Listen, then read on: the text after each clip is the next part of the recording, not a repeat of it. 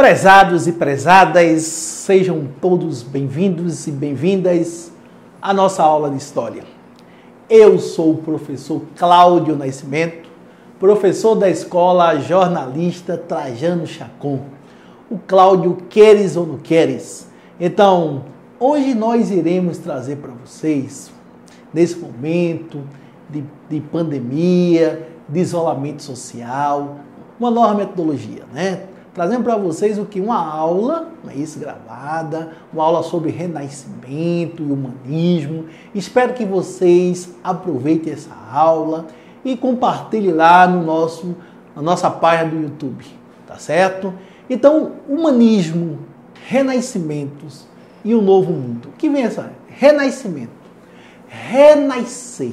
Então, o renascimento é a mudança da mentalidade cultural europeia, não é isso? Então, a nova mudança, ou seja, a sociedade europeia muda o que? Os paradigmas de pensamento no campo das artes, no campo da ciência. Então, nós vamos ter um renascimento artístico e cultural.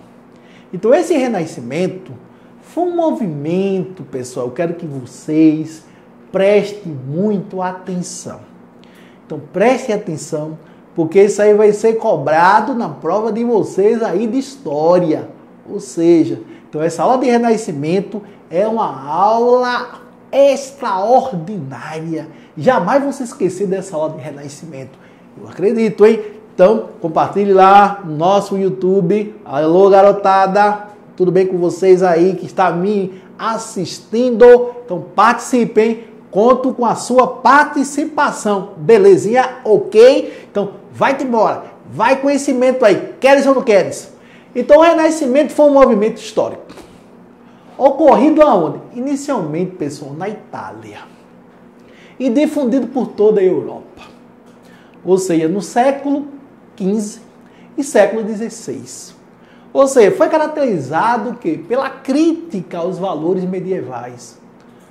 Pela revalorização dos valores da antiguidade clássica, greco-romana. Ou seja, o objetivo do Renascimento era fazer refazer, renascer a cultura greco-romana. Então, rompia com aquela cultura medieval, não é isso? E fazia apologia a quem? A cultura greco-romana, algo clássico, né?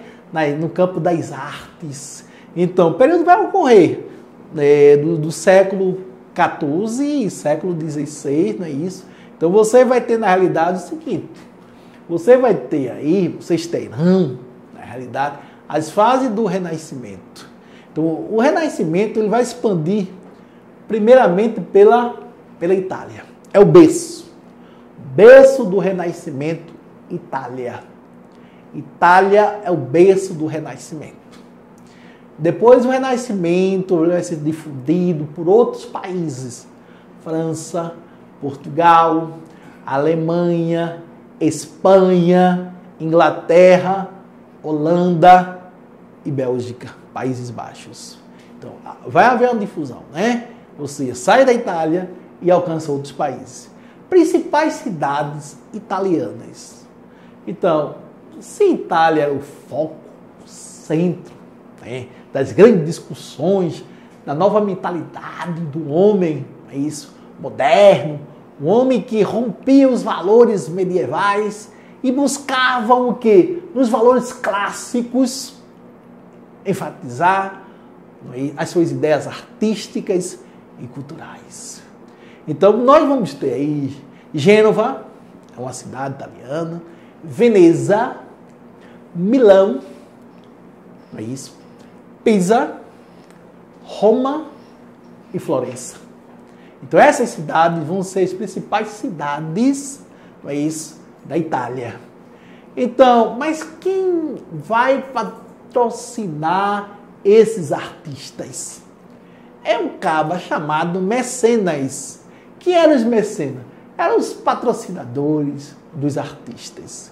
Então, não se esqueçam. Quando perguntarem a vocês quem eram os mecenas, Vocês vão responder como?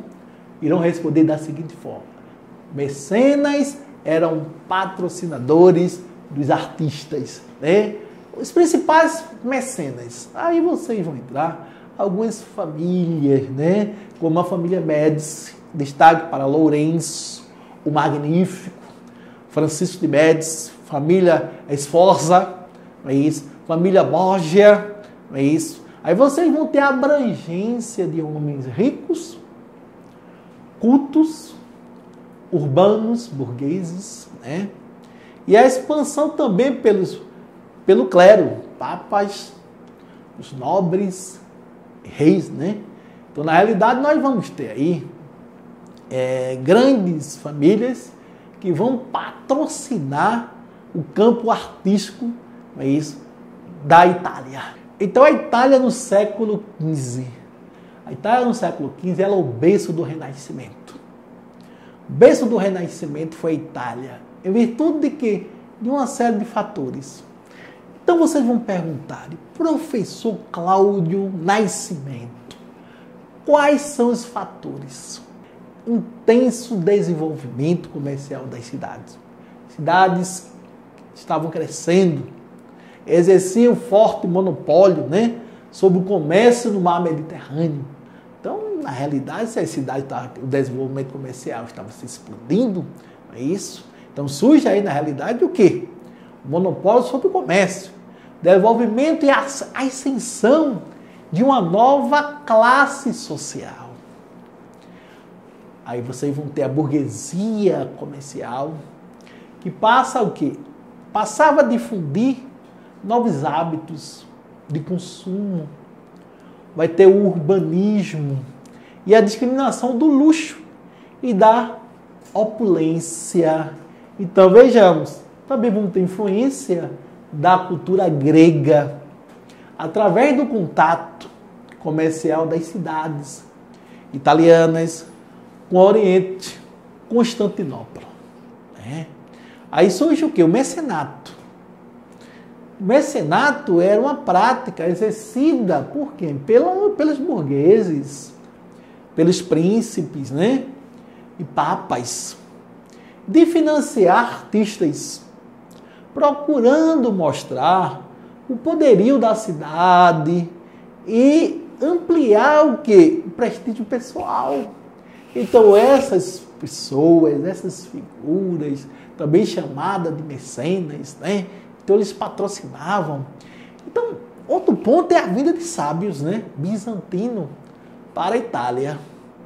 Após a conquista de Constantinopla pelos turcos, otomanos, então a presença em solo italiano da antiguidade clássica, e vocês vão ter na realidade o clássico pesando dentro da Itália, não é isso? Ou seja, a influência, aí vai ter o aspecto da Renascença, os homens que viviam sob a Renascença, criticavam a cultura medieval, excessivamente teocêntrica, e defendiam uma nova ordem de valores, ou seja, o homem vai romper essa visão teocêntrica, ou seja, teocêntrica, Deus como centro, e vai para uma nova visão antrocêntrica, é o antropocentrismo, ou seja, o homem como centro.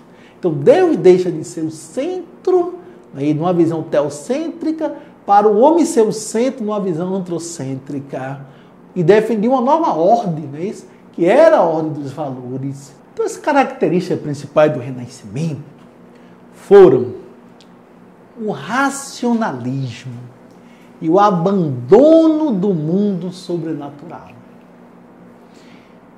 O antropocentrismo, onde o homem é o centro de tudo. O universalismo, caracterizado pela descoberta do mundo. O naturalismo, acentuando o papel da natureza. O individualismo, valorizando o talento e o trabalho. E o humanismo. Então, conforme está sendo apresentado a vocês, que está nesse momento me assistindo. Então, nós temos aí algumas características fundamentais do Renascimento. Ou seja, o Renascimento italiano ele está dividido em 3 grandes fases. 300, século XIV, ano de 1300.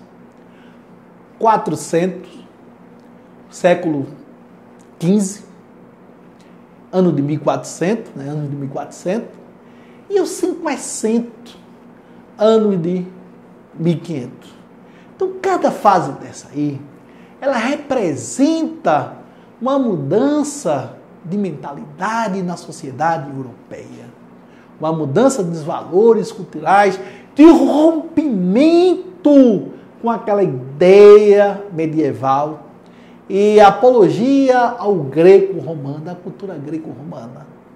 Então aí vocês vão ter 300, corresponde ao século XIV, anos de 1300. Considerado por muitos autores como um período pré-renascentista.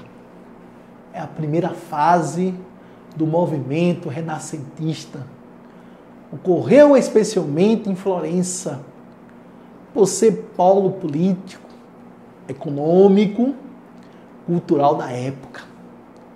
Os humanistas desejavam levar o conhecimento para um público mais amplo, né? Ou seja, vamos destacar aí alguns artistas desse período.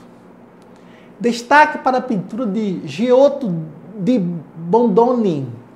Giotto di Bondone, que muito influenciou os demais pintores, autor da obra O Beijo de Judas, A Lamentação e afresco da Capela degli em Padina.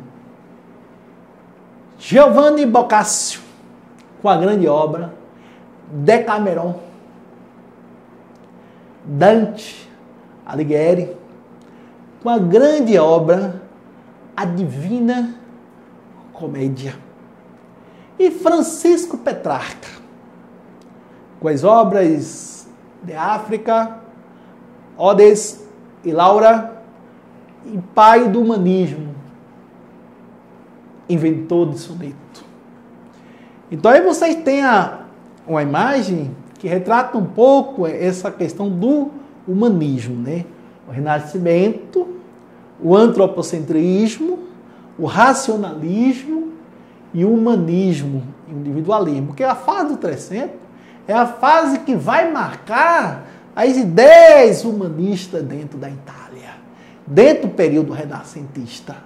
Então, mas o que foi professor Cláudio Nascimento, queres ou não queres, o que foi o humanismo? Então, o humanismo foi um movimento artístico, intelectual, pessoal, surgido na Itália no século XIV, na fase do 300, e que valorizou o que é a antiguidade clássica. O clássico rompe com o medievo e foi uma apologia ao clássico. Para os humanistas, o homem era a medida de todas as coisas. Estava no centro do universo. O antropocentrismo. O homem é o centro do universo. Assim considerava o homem não só uma criatura, entendam. É importante que vocês parem agora e analisem essa definição. Assim consideravam o homem não só uma criatura, espectadora da obra de Deus, mas dotado de razão. Era autor de grandes realizações. Então, o homem, ele era o centro da cultura. Então, vocês vão ter aí algumas obras, o Giovanni Boccaccio, aí você tem a ilustração da grande literatura Decameron, isso, uma grande obra dele, Decameron. Então, como vocês podem observar aí na obra, o Dante, a Divina Comédia, que é também uma ilustração da obra Divina Comédia do Dante Alighieri, e o Francisco Petrarca, né? Aí vocês vão ter o Petrarca e o humanismo, né? E vamos agora, pessoal, para a segunda fase do Renascimento. Que fase é essa? É a fase, né, mais de glamour. É a fase importante. Que é os anos de 1400, onde vocês vão ter aí, na realidade, grandes figuras, ou seja, o grande Leonardo vai estar nessa fase, né? Mas vamos lá. É o segundo movimento, é a segunda fase do movimento renascentista. É o 400. Corresponde ao auge, olha, ao auge do movimento. Corresponde ao auge do movimento, pessoal. Ou seja, a família Médici, principal mecenas, onde nós vamos ter, conforme eu falei inicialmente, o Lourenço de Médici, o Magnífico, né? Então aí vocês vão ter a pintura com maior destaque, né? Técnica de pintura a óleo, né? Na realidade, destaque para o grande Sandro Botticelli, né? Uma obra, O Nascimento de Vênus, né? O Massácio, né? Com a obra Expulsão de Adão e Eva do Paraíso. O grande Leonardo da Vinci, com a obra Gioconda, Mona Lisa, uma das maiores obras do campo artístico até hoje. A Santa Ceia, é isso. Então esse artista, o Leonardo, ele é considerado um dos maiores gênios da humanidade. É isso.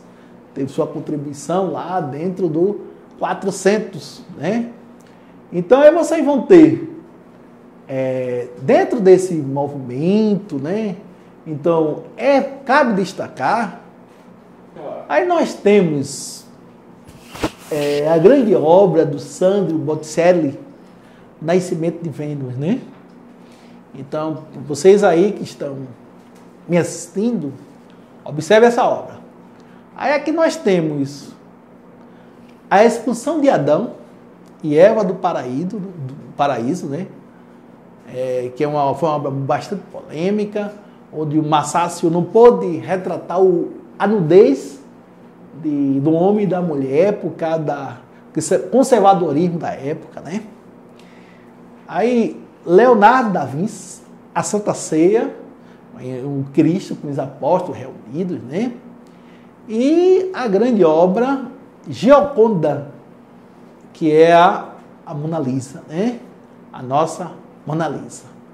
Então a gente temos aí, nós temos o 400, que é o auge do Renascimento, né? O auge do Renascimento, ou seja, é o período de glamour dessa fase. Aí vocês vão ter 500. O Renascimento começa a apresentar sinais de declínio. Então Roma substitui Florença como a capital do Renascimento. Os papas tornaram-se mecenas. Surgem as primeiras manifestações maneiristas, né? Dentro do campo da arte. O grande mecena do período, pessoal, gravem isso aí. Gravem isso aí. Anotem isso aí. Eu quero que vocês anotem isso aí. O grande mecena do período foi o Papa Júlio II, que pretendia reforçar o quê? A grandiosidade e o poder de Roma. Iniciou o quê? As obras da nova Basílica de São Pedro. O autor do projeto foi Bramante, né? E a decoração foi de quem? De Rafael Sanzio e Michelangelo, né? Ou Michelangelo, vocês escolhem. Então nós temos Michelangelo, apesar de destacar como pintor da Capela Sistina, foi um grande escultor da Renascença. Porque conseguiu, na realidade, deixar um legado imenso de obras, de esculturas como Moisés, Davi e Pietà. O afresco na Capela Sistina, a criação do homem. Rafael, o Raffaello de Sanzio, ele tem obras. Raffaello de Sanzio foi um artista que viveu muito pouco. Né? Ele viveu pouco. Então, ele se vai destacar com a Madonna Sistina, Escola de Atenas, outra grande obra. E temos aí a figura de Nicolau Maquiavel no campo da literatura, com a grande obra que até hoje ela é vista como uma das maiores obras do campo político, né? Um best-seller da política, O Príncipe. Então, quando fala em Maquiavel, fala de quem? Do Príncipe. Então, vocês vão ter aí a escultura de Pietà, linda Nossa Senhora, com Jesus Cristo nos braços, né? Esculpida pelo grande Michelangelo. Então, você que está vendo aí, você vai dizer, professor, que obra magnífica! Você está coberto de razão, porque é uma obra excepcional, brilhante. É isso. O teto da Capela Sistina, quem porventura algum momento for à Itália, então não deixe de passar pelo complexo de São Pedro, né, para ver essas obras de Michelangelo lá no teto da capela. Aí vem a Madonna Sistina, do Rafael, ou do Raffaello Sanzio. E o livro, a ilustração aí do livro, O Príncipe de Nicolau Maquiavel. Então, prezados e prezadas, então, vocês estão diante aí do maior escritor, mas que vocês já viram, já ouviram falar, né?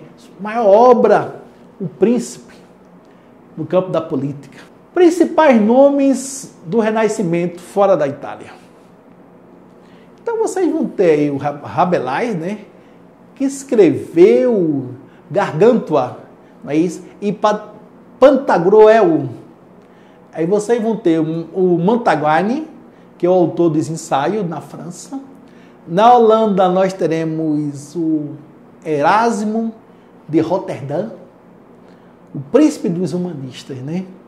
Que satirizou e criticou a sociedade da época com sua obra Elogio da Loucura, né? O Elogio da Loucura do grande Erasmo de Roterdã. Na Inglaterra, o Thomas More, Utopia, o Shakespeare, autor de grandes best-sellers, né? De várias obras teatrais. Na Espanha, Miguel de Cervantes, com o clássico Dom Quixote de La Mancha. Então, na realidade, vocês, o professor de literatura de vocês, de português, eu vou pedir a eles para que eles cobrem de vocês essa obra aí do campo lá do Renascimento. Portugal. Ah, professor, Portugal nós vamos ter Camões, que exaltou as viagens portuguesas na grande obra intitulada Lusíadas. Aí vem o Renascimento científico. Aí é uma nova fase. É uma nova fase mais voltado para a ciência, né? Você sai do campo cultural, ou nós tivemos na realidade o quê? Uma fase do século XIV, século XV, aí XVI, aí veio o Renascimento científico. Que o racionalismo vai contribuir para a valorização de quê? Do campo das exatas, né? Matemática, da experimentação e da observação sistemática da natureza. Aí podemos dizer que tais procedimentos, prezadas, vai inaugurar o quê? Inauguraram a ciência moderna. Então, principais nomes. Nicolau Copérnico, né? Então, Nicolau Copérnico, ele demonstrou que o Sol era o centro do universo. Aquela teoria do heliocentrismo. Em oposição ao quê? Ao geocentrismo, que é a Terra como centro. Giordano Bruno divulgou as ideias de Copérnico na Itália. Vai ser considerado como herege. Vai ser queimado na fogueira em 1600. Kepler confirmou as teorias de Copérnico. E elaborou o que, pessoal? Uma série de enunciados referentes ao que? A mecânica celeste.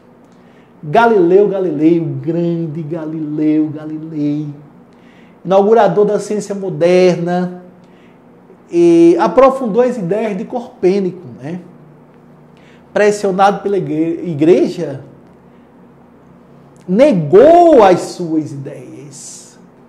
Então o Renascimento, esse glamour cultural, científico, ele entra em crise. Então a crise do Renascimento, o que foi isso? O Renascimento entra em decadência após a perda do prestígio econômico das cidades italianas, em decorrência das grandes navegações, que muda o eixo econômico do Mediterrâneo para o Atlântico, e da Contra-Reforma, da Contra-Reforma Católica, que limitou a liberdade de expressão. Então, chegamos ao fim do Renascimento. Mas não ao fim, das grandes obras que até hoje elas marcam gerações. Não é o fim das grandes obras que revolucionaram todo o contexto histórico. Então, conforme havíamos falado no início da aula, o Renascimento é uma mudança de mentalidade cultural da época. O Renascimento é a mudança de quê? De uma mentalidade medieval para uma mentalidade clássica. O Renascimento é a mudança simplesmente de uma ideia teocêntrica para uma ideia antropocêntrica, onde o homem começa a ter, na realidade, um destaque maior do racionalismo. Então, esse campo tão relevante, ele vai ser dividido, como eu falei para vocês, em 3 grandes fases: 300, 400, 500, é isso, que vai dar posteriormente prosseguimento a outras vanguardas do campo artístico e cultural. Então, não se esqueçam disso, da contribuição dos autores desse movimento científico, cultural, europeu, que foi o Renascimento. Artistas como Leonardo da Vinci, Michelangelo, Rafael, é isso, o Nicolau Maquiavel, o Petrarca, entre outros. E aqui eu me despeço, é isso, agradecendo a vocês por esta oportunidade de estar aqui levando conhecimento, não é isso, debatendo uma temática de grande relevância para o campo da história. Que vocês absorvam todo esse conhecimento. E nessa época de pandemia, eu peço a vocês, eu sondando todas as autoridades de saúde, nós pedimos que fiquem em casa. Tomem cuidado, é isso, porque o nosso maior inimigo, ele é invisível, ele pode estar em qualquer lugar, em qualquer parte. E não podemos vacilar para este inimigo. lavem sempre as mãos, usem máscaras, não saiam de casa, só saiam em caso emergencial. Muito obrigado a todos e a todas aqueles que nesse exato momento estão me assistindo. Obrigado.